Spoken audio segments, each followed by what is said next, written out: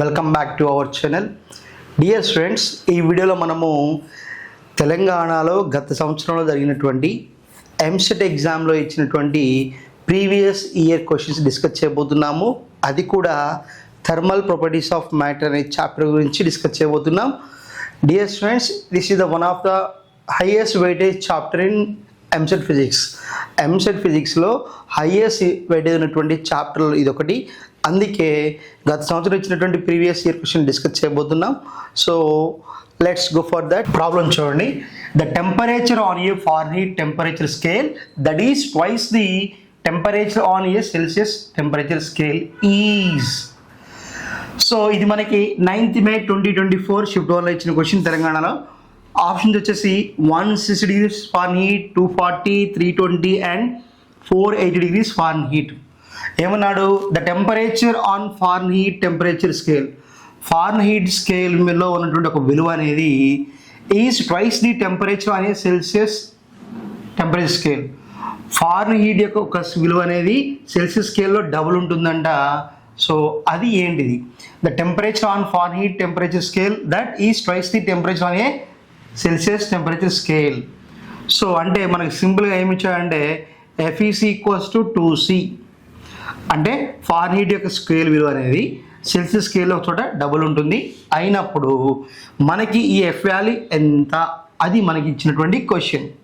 Dear students, conversion of temperatures. So దీనికి ఒక formula ఉంటుంది, స్టాండర్డ్ ఫార్ములా. అది గుర్తుపెట్టుకోండి. Scale 1 - LFP by UFP - LFP and scale 2 - LFP by UFP - LFP. ఇక్కడ UFP అంటే అప్పర్ ఫిక్స్డ్ పాయింట్, LFP అంటే lower fixed point. Clear? So scale 1 ఇక్కడ మనము F, ఫస్ట్ నేను స్కేల్ 1 F తీసుకుంటున్నాను. F minus lower fixed point ఎంత Fahrenheit స్కేల్లో 32 degrees Fahrenheit, upper ఎంత 212 మైనస్ LFP ఎంత S 32. That is equals to ఇక్కడ సెకండ్ సెల్సియస్ తీసుకుంటున్నాను. దాంట్లో లోయర్ వచ్చి 0, అప్పర్ వచ్చి 100 and lower is 0.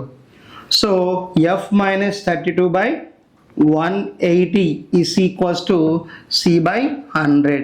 0 0 cancel, 2 9s are 2 5s are. So అప్పుడు మనకి ఏం మిగులుతుంది? F - 32 by 9 is equals to C by 5.